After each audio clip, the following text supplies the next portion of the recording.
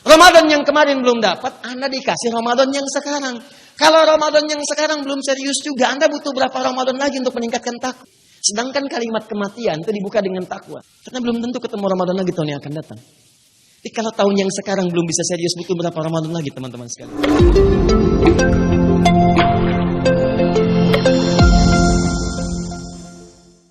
Yang pagi pindah ke sahur.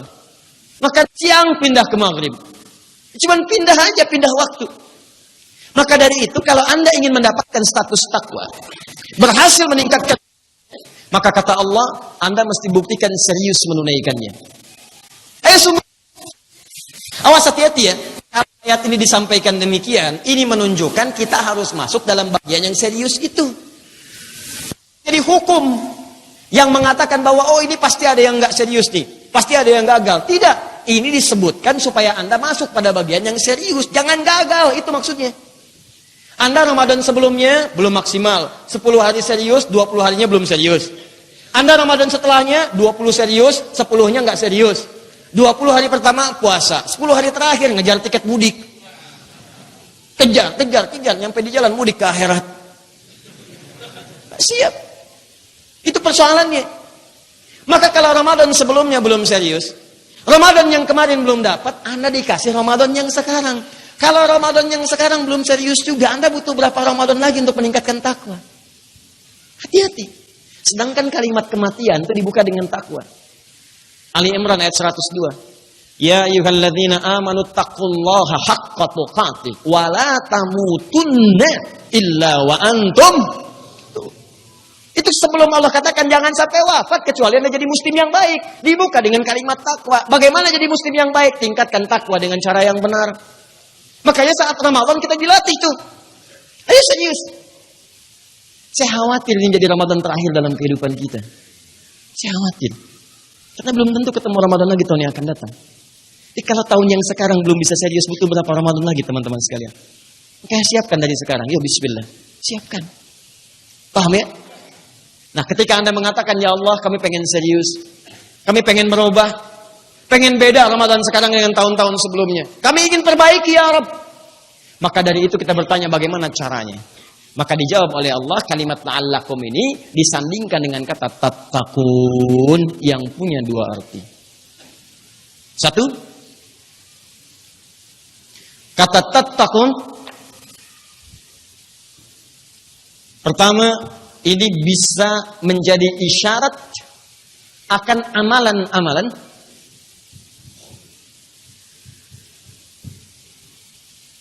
sudah yang mesti dikerjakan,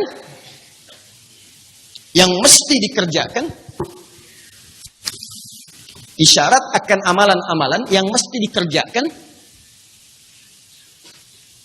sebagai ujian kesungguhan kita dalam menunaikan puasa Ramadan.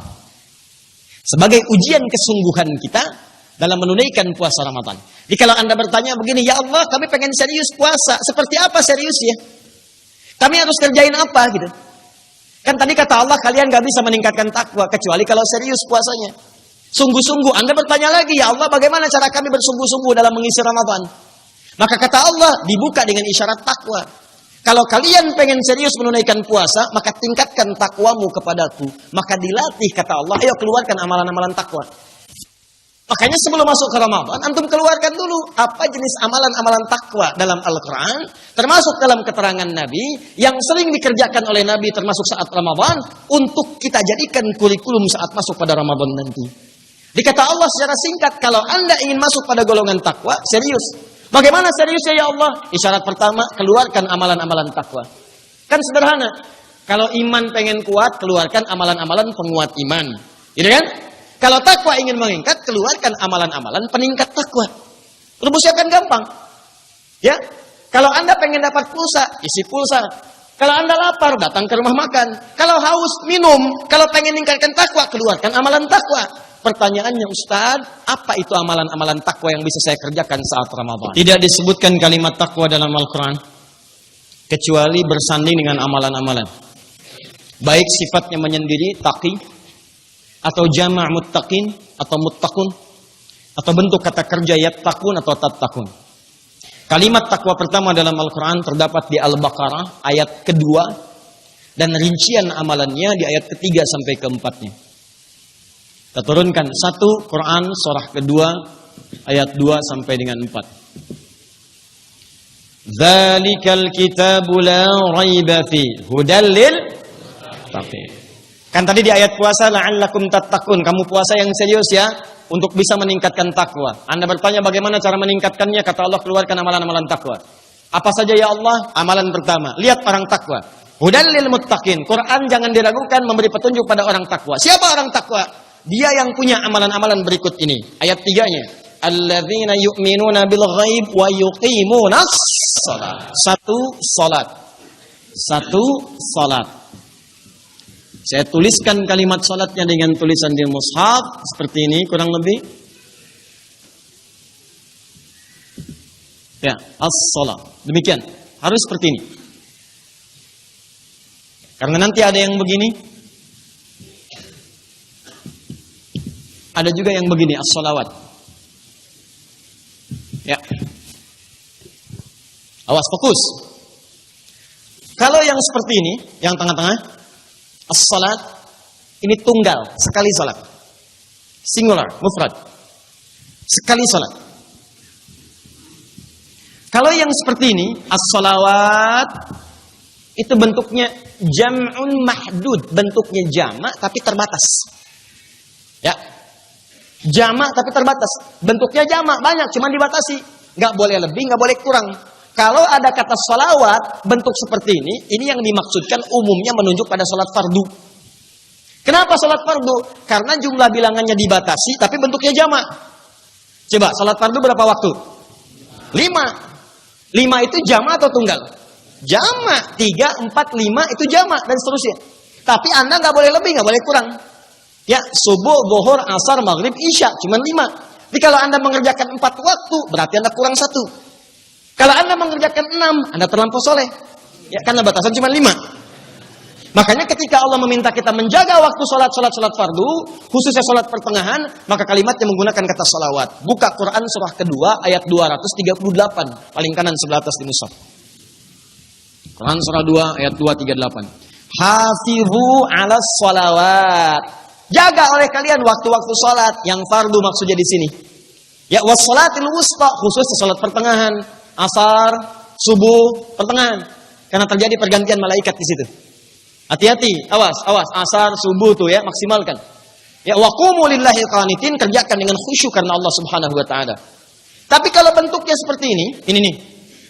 Nih, yang ini. Orang takwa oleh Allah kemudian dibuka kalimatnya. Amalan orang takwa disebutkan bukan yang ini, tapi yang ini. Kalau sudah bentuk yang ini, maka dia sifatnya jam'un ghairu mahdud. Bentuk jamak yang tidak punya batas. Jadi sudah melewati batas-batas yang dibatasi. Nah, yang dibatasi tadi, sholatnya apa namanya? Fardu. Berapa waktu? 5. Kalau sudah melewati yang fardu, itu namanya sunnah. Hukumnya sunnah, sholatnya disebut dengan nafilah, tambahan dari yang fardu. Awas istilahnya. Nama sholatnya nafilah. Apa namanya? Nafilah, bukan nadhifah, nafilah, tambahan. Ya, ibu nafilah, ibu tambahan. Ya. Nafilah, tambahan. Hukumnya disebut sunnah. Sunnah itu hukumnya, bukan nama salatnya. Awas. Sunnah itu secara fikih berpahala kalau dikerjakan. Tak mampu mengerjakan pun nggak ada dosa. Kenapa sering diistilahkan nama hukum sunnahnya? Untuk memberikan motivasi. Seakan mengatakan ada pahalanya. Sebab umumnya psikologi manusia kalau diminta mengerjakan sesuatu selalu menanyakan kompensasi. Dapat apa saya? Dapat apa? Makanya diperkenalkan nama sunnahnya dibandingkan nafilahnya. Tapi kalau Anda buka kitab fikih, Anda tidak akan temukan istilah-istilah sunnah kecuali hukum. Babun nawafil, jamak dari kata nafilah. Bab an-nawafil, bab ibadah-ibadah tambahan. Nawafil. Ya. Bab salat-salat tambahan. Hukumnya sunnah. Nih saya tanya antum yang kerja. Kalau antum ada kerja pokok, masuk jam 7, pulang jam 4. Tiba-tiba ada lembur. Tambah lembur sampai jam 8. Kalau antum lembur, ada tambahan nggak dari gaji pokok? Ada. Gaji pokok dalam bahasa Arab disebut dengan ujur, jamak dari kata ajrun. Kalau urusan dunia disebut ujrah. Makanya antum saat ke Saudi atau di negara Arab ada taksi tulisan taksi ujrah. Ya, taksi ujrah. Taksi itu yang punya argonya. Jadi ketika antum selesai dibayar tunai sesuai ketentuan yang tertulis di situ. 5 real, 5 real. Ya, taksi ujrah, taksi bayar tunai. Jadi begitu turun, bayar sesuai dengan argonya. Paham? Tapi kalau antum tambah misalnya, tambahannya, antum lembur, pokoknya disebut dengan ujrah. Kalau urusan akhirat disebut dengan ajrun. Lahum ajrun ghairu mamnun. Anda tunaikan sholat 5 waktu, dapat ajrun, jamaknya ujur. Tapi kalau Anda lembur, maaf, jam 4 pulang, lembur sampai jam 8. Dapat tambahan kan? Tambahan itu disebut dengan rotib namanya. Rotib. Gaji pokoknya ujrah, tambahannya disebut ratib. Kalau Anda dapatkan banyak nih, besok lembur lagi, lembur lagi, jamak akan menjadi rawatib. Maka namanya disebut nafilah, jamaknya nawafil, hukumnya disebut dengan sunnah, pahala tambahannya disebut dengan rawatib. Oh.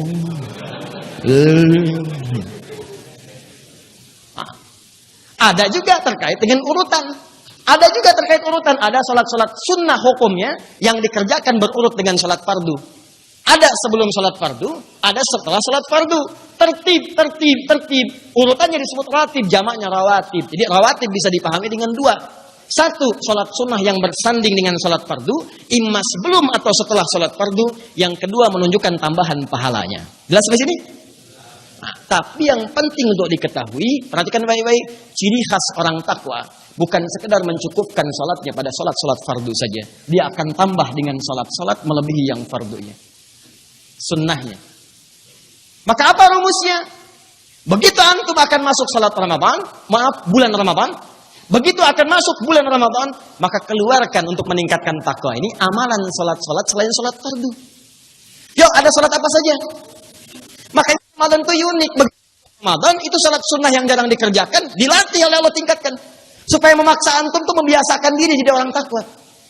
Kata Allah, saya pengen kalian terus mesti beda sebelum Ramadan dengan Ramadan. Ini yang nggak pernah tahajud, yang nggak pernah qiyamul lail, dipaksa mengerjakan sholat nawafil sunnah. Tahajud kan disebut oleh Quran nafilah. Buka Quran surah 17 ayat 79, paling kiri sebelah atas. Gak ke tengah. Quran surah 17 ayat 79. Wa minal laili fatahajjad bih nafilatan lak. Di antara sementara malam, ayo bangun tunaikan tahajud. Nafilah, memang bukan fardu. Ditambahan, cuman manfaatnya banyak. Sama saat Ramadan, karena kita pengen takwa, dipaksa oleh Allah, ditingkatkan. Yang biasanya sholat fardu saja, subuh sampai isya, sekarang tarawih. Ya tambah. Bukankah tarawih hukumnya sunnah? Ya. Tapi kan perasaannya lain kan? Kalau nggak tarawih seakan-akan gelisah kan? Kita itu dipaksa oleh Allah jadi orang takwa, orang takwa. Jadi begitu Allah minta antum tunaikan tarawih lewat lisan Nabi, bukan berarti ingin membebani antum, tapi ingin mengupdate status kita dari sekedar beriman menjadi orang takwa. Itu poinnya. Karena itu sebelum masuk ke Ramadan, saran saya, coba keluarkan semua jenis sholat sunat yang berhukum sunnah. Keluarkan semuanya, siang dan malamnya. Dari mulai rawatib, 4 sebelum zuhur, 2 setelah zuhur, kemudian 2 setelah maghrib, 2 setelah isya, 2 sebelum subuh. Ditambah yang mutlaknya, misalnya ada 4 sebelum asar. Ya, ada misalnya 2 sebelum isya. Tambahan salat di antara adzan dengan iqamah. Ada salat syuruk di At-Tirmidzi nomor hadis 589. Ada salat duha di hadis Muslim nomor hadis 724 sampai 729-nya. Ada salat misalnya wudu, sunnah wudu. Keluarkan semuanya. Manfaatkan saat Ramadan, antum kerjakan tuh. Buktikan kepada Allah, ya Allah, terima kasih Engkau berikan kepercayaan saya hadir di Ramadan tahun ini. Saya akan tunjukkan saya serius mengerjakan Ramadan sekarang dibandingkan sebelumnya. Saya sudah punya jadwal. Insya Allah Ramadan besok saya sudah punya kurikulum untuk saya kerjakan. Allahu Akbar. Allahu Allahu Allahu Allah Allahu Allahu Allahu Allah.